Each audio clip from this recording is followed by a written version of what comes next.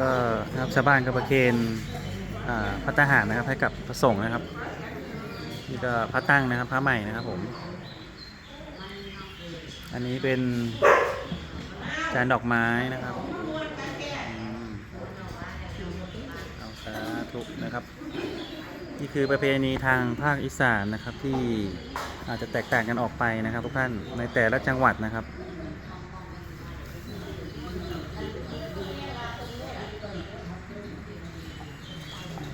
นี่นะครับวันนี้มาเป็นชุดนะครับทุกคนนะครับ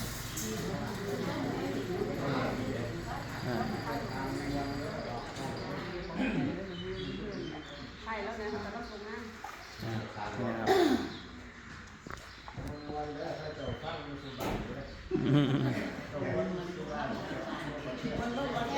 บ